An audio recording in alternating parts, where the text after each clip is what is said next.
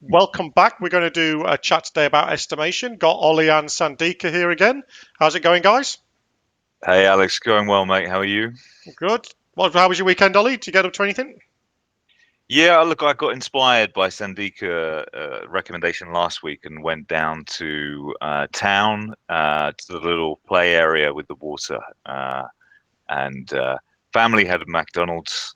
Yeah, I nice. had what did I have? I had a little Asian takeaway. Anyhow, Not the that's what Brazilian I did, mate. barbecue. You didn't Not a fancy Brazilian dipping barbecue, into your no. pocket and getting a fancy steak. Yeah, no, didn't Yeah. do that. You But take it the was lovely kids. weather. You That go was down next time and say to the kids, "Do you want to go to the Brazilian barbecue or McDonald's?" And you'll know. Yeah, You'll you know know what the they're going to easy pick. answers to that one. Yeah. Sandika, did you go to McDonald's? Hey, Alex. Hi, Oli. No, no McDonald's. I did some mowing. Finally, some good weather. Mowing? Grass. You did that a few weeks ago as Cutting. well. Your grass I must love be the. good. I love doing it. Yeah. Have Nice. you got a sit-on mower, Sandika? Do you take it really Nah, seriously? it's just a very small, Or in the state. nature strips. I would love to have one. Hey, Yeah. Just we go around. we do have a mutual friend that has one. James has a sit-on mower over in New Very Zealand because cool. he lives on property. So yeah, Yeah. you've got to be able to mow quickly if you live on 6 acres or whatever he's got. But I get the Yeah. impression everyone in New Zealand has a sit-on mower if they haven't got sheep, which most of them do. Yeah. Yeah. All right. So the topic today, guys, is back to a poll which we did have running on the page on LinkedIn, which I'm just throwing up for those on the webinar. The question was, we estimate to determine, and then the answers which people could choose from was how much can we deliver to determine a target date or how many people to hire. And the how much we can deliver got the lion's share. It got like 70%. A target date only got 10%, and 20% was how many we can hire. So I think most of the people have an agile mindset in there. But over to you guys. So I'll come to the product side first, Ollie. Why do you get the teams to estimate? What's the reason why we get estimates out of the teams? So twofold, really. So product owner's job is to prioritize the backlog. And to prioritize the backlog, you kind of need to know how big each item is, right? So you can gauge them against each other. There might be other reasons why something needs to go first. Business imperative, it's a dependency, but all things considered equal, you might do it based on size. So one of the reasons why you estimate is to gauge how long it's going to take to get something through, so then you can better prioritize it. So not just cost. Not just cost. Okay.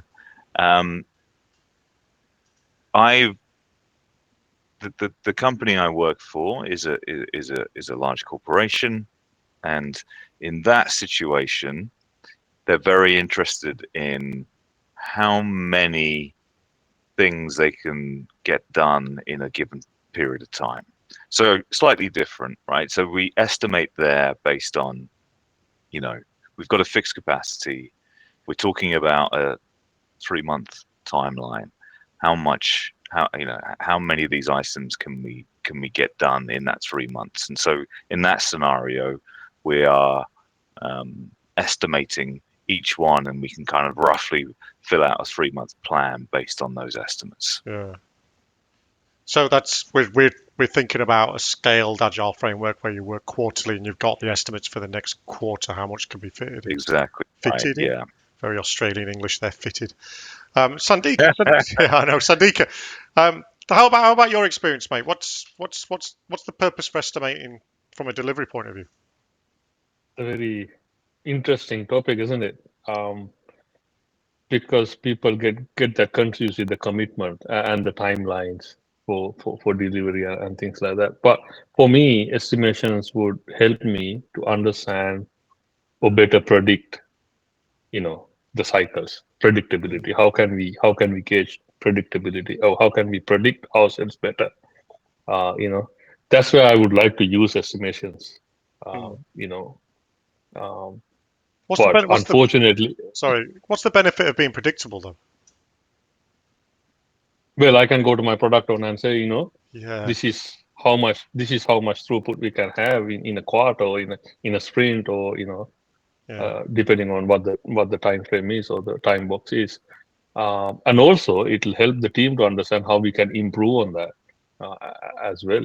How can we get better, get efficient at what we do. So keep improving on that until you hit that purple patch, or keep challenging yourselves to do things differently. I think for me, estimation is correlated to having better predictability.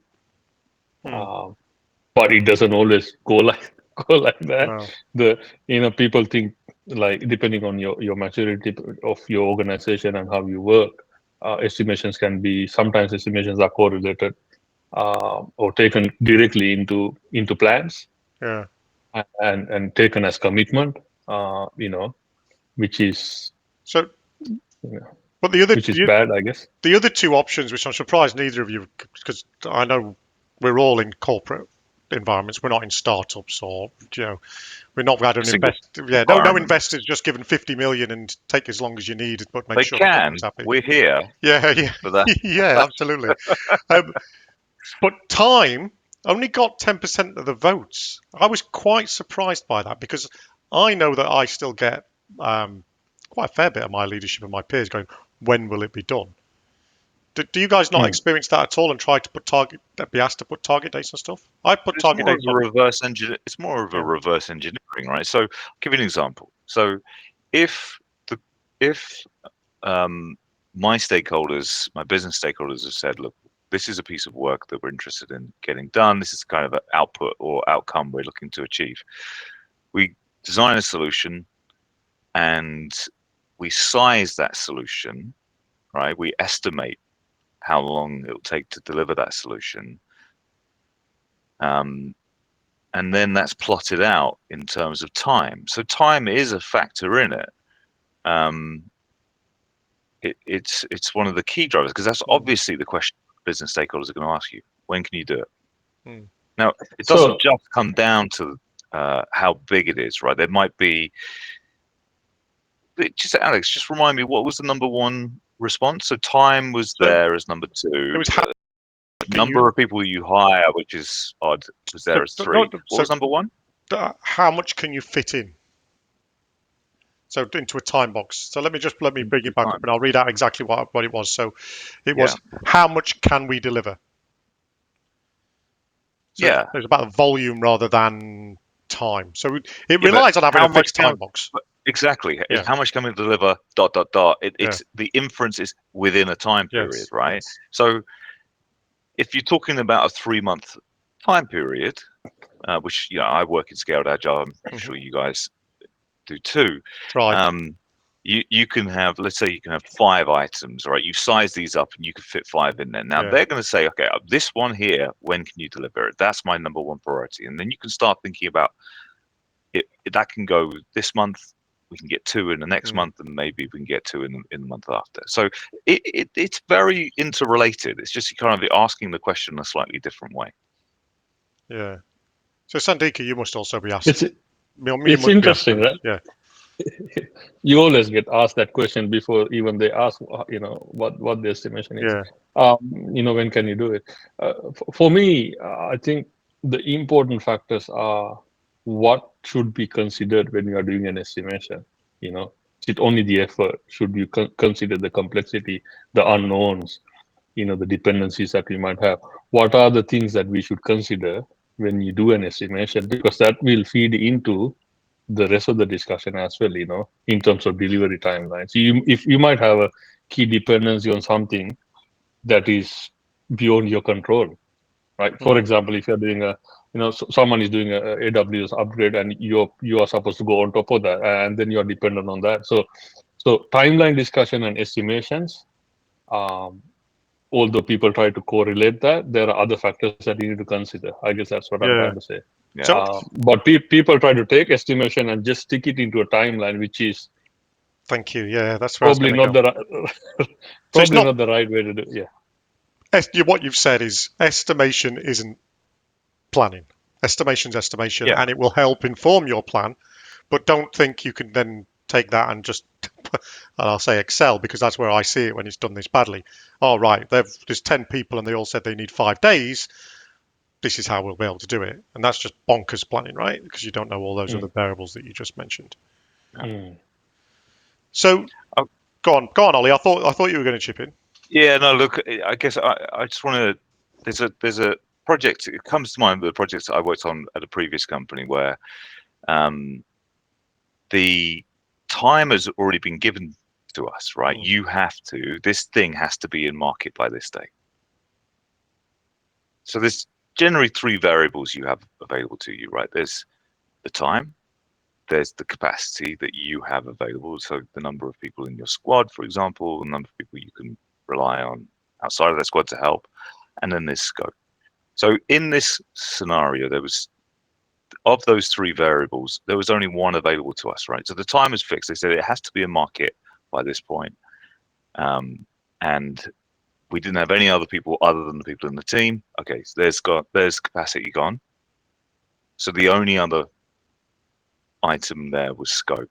So we had to estimate, coming back to estimation, we had to estimate, and we had to then de-scope because we knew we couldn't hit what we needed to hit by that time with the scope as it has first been brought to us.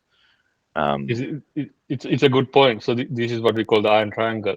The fourth element that we don't talk about, but it exists, is the quality. Quality. Yeah. You can It's pull almost that a non-negotiable sometimes, right? Yeah, but you can use that lever to which is basically you might not get a Rolls Royce, you might get a skateboard. You know what I mean? Like, so it impacts your scope and the solution, but it's a lever that you inevitably pull. Without knowing. When I don't know how you can pull that in an environment where everything's quite tightly controlled in terms of quality standards. It's not. I don't think you do pull it, and this goes back to when I would coach this in boot camps. I'd say yes, there are those 3 things, and then you'd always have some smart project manager or someone who'd say yes, you can fix all 3, and I'll say no, you'll try and fix all 3, but there are only 2 that are actually fixed, and that's time and capacity. They are actually fixed, and you can't change those. Your scope, you can either choose to manage how it's controlled and not put in the priorities, or it will manage itself and you will just have terrible quality on everything. And that's what happens when you try to make all 3 fixed. That's the thing that you end up being variable, but you're not managing it, and so it just ends up being terrible. And we've all seen these projects. We've all seen them. And it goes into BAU. Yeah. So people will decide. Poor people in BAU know this as well.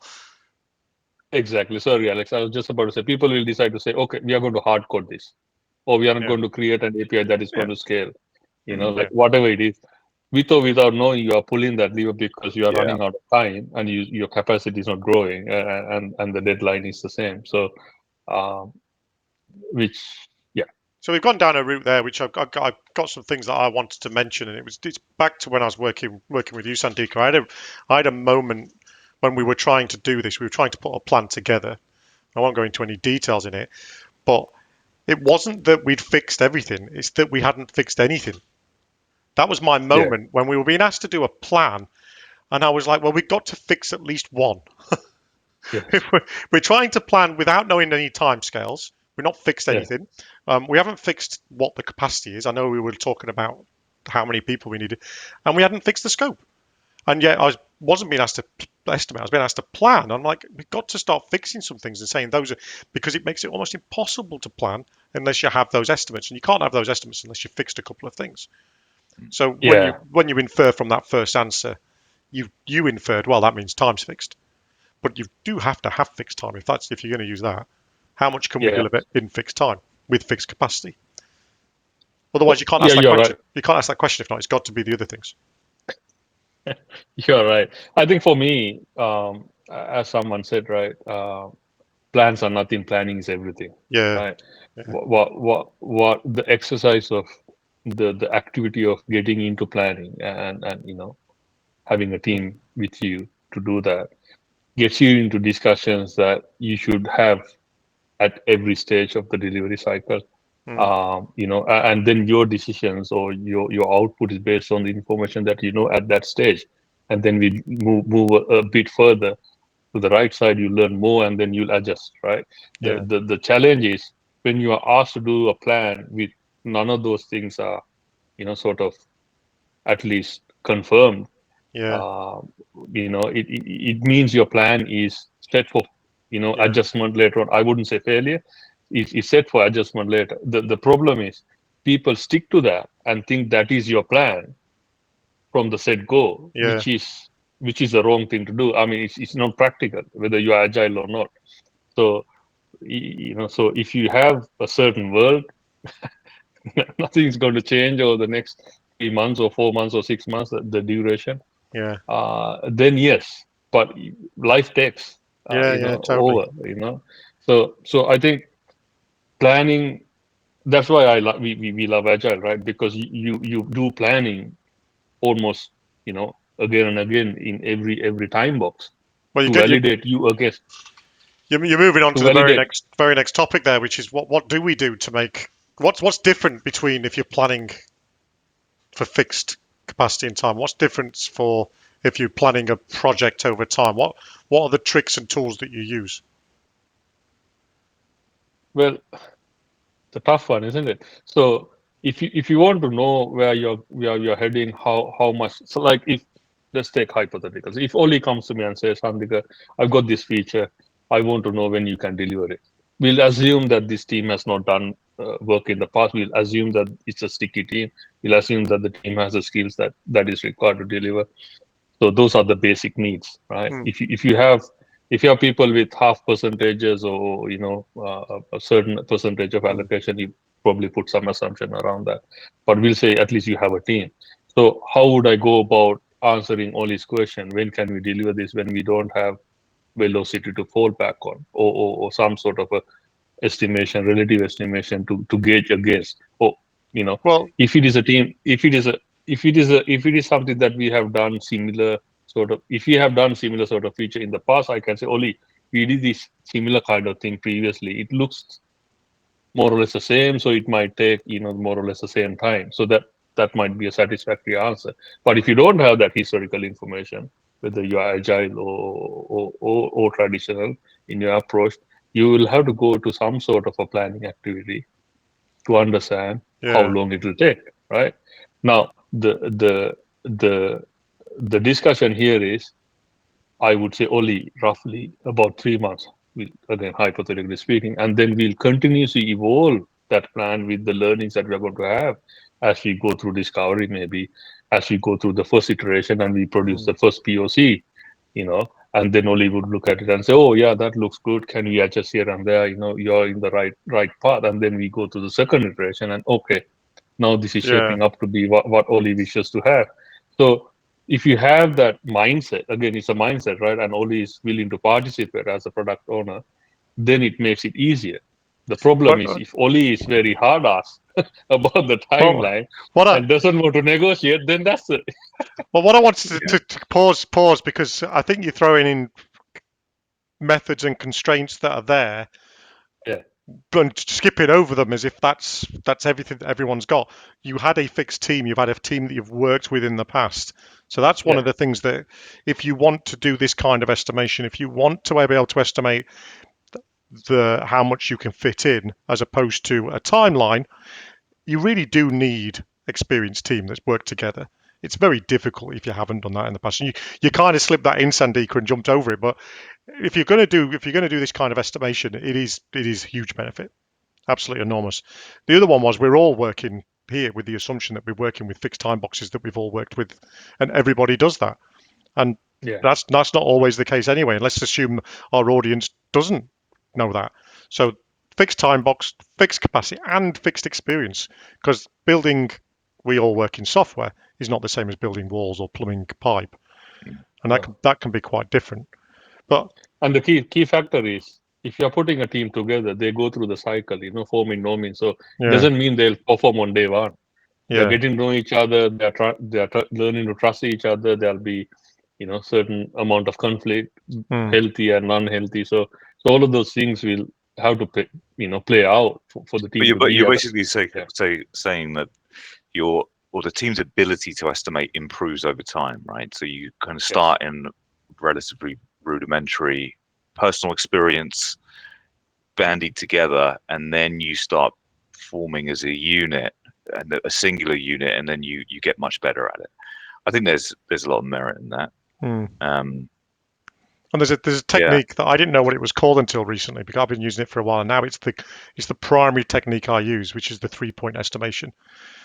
which So is so sorry. it's like you Three. you look for the 3 pointers Yeah. So you go.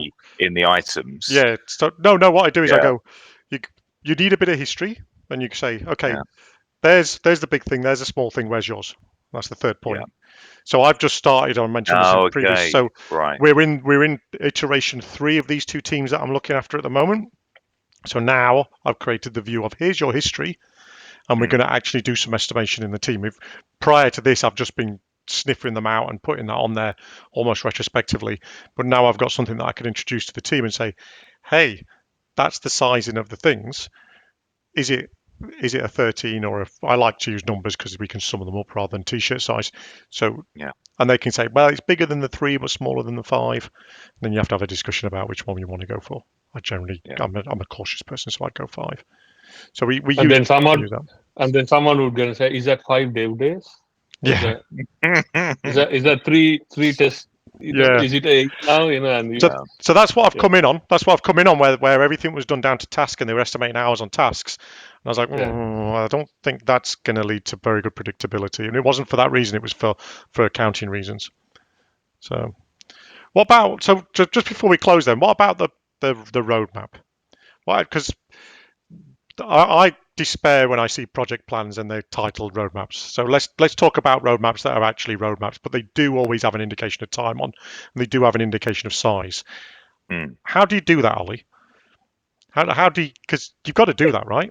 It's pretty elementary. I mean, so my roadmaps generally last for 3 months, right? So I work Yeah, in the scaled agile constructs, okay, and I have a large set of very hungry stakeholders who want their thing done in this increment, right? And that resets every 3 months, right? The next set of stakeholders are there saying, I want my thing done. So generally, month 6 weeks before the beginning of the 3 month period, you're starting to have the conversations about what's priority. yeah, Okay, so you build up a list of, I don't know, 10 things for argument's sake, 10 little projects, and of which maybe 6 or 7 will make the cut.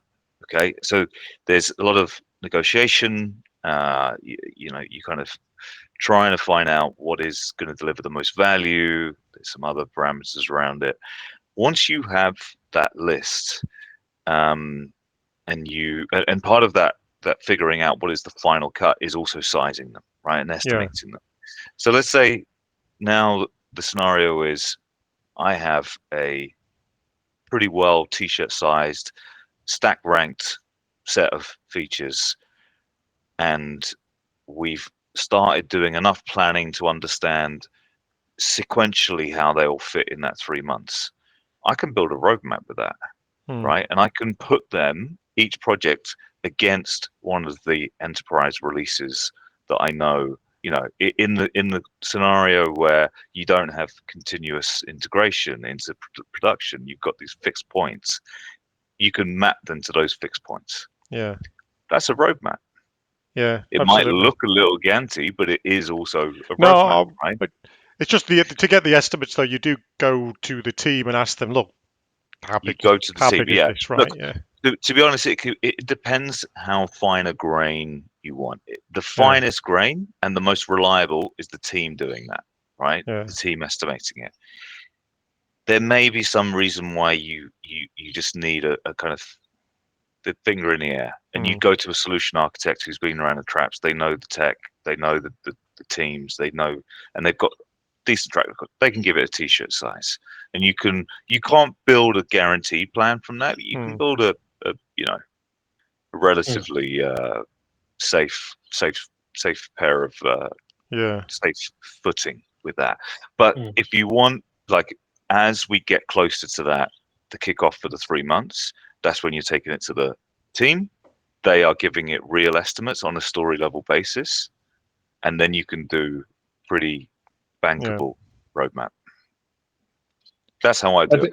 I think it's interesting because I think in organizations where service delivery is the mainstream, where products are supporting services, opposed to a true product company where you are actually offering a product. Yeah. You will be more inspired to have your own milestones, like predicted in your roadmap, opposed to getting your business representation to tell you what is demanded by the service. Yeah. So That's exactly right, Sandeep. I think both are important though. So we talked about earlier. So we'll wrap up because I think we've probably talked about this topic enough, and we'll pick something up for next time. And it might be a continuation of roadmaps and plans and the necessity for them. But when I asked earlier, and you did answer this roundabout way, Sandika, again, where the purpose of having an estimate and a plan is to be able to know whether you're tracking to it as well. If you don't have those estimates, I personally always talk to teams and say it's a two-way street, guys. Unless you've got a plan, people will come and interrupt you, and they will give you changes. So you can't really say, well, we're being interrupted and change again, because they can't see what the plan is. And I talk plan, roadmap. I would interchange those in that as that function. Yeah, you're right. I think we should have direction, purpose, and target dates. Or just because you're agile doesn't mean that you can go all rogue. What's that? Who was it who said that? I love a good deadline. I love the sound of a deadline as I go past. Something like that. Yeah. It's good. Yeah. All right. Thanks, guys. The sun's gone down again. My screen changed colour in the halfway. The technology being as it is says, "Oh, you're now too bright for your eyes." So it's really nice. Night mode. Yeah, it looks quite nice. Thanks for joining, guys. We'll do another catch up next week. I have been through the website and over YouTube and the podcast and tidied a few episodes up, and there's lots of episodes there about. I have done episodes on estimating before, but not as a chit chat. So you can go and check that, and it's also how to do roadmaps and stuff. But that's all on the website at agilecoach.com.au and on YouTube and on LinkedIn. And send us some questions if you've got any questions, if you've listened all the way through. Thanks again, Ollie, Sandika, and I'll see you guys next week. Thanks, Sandika. Thanks.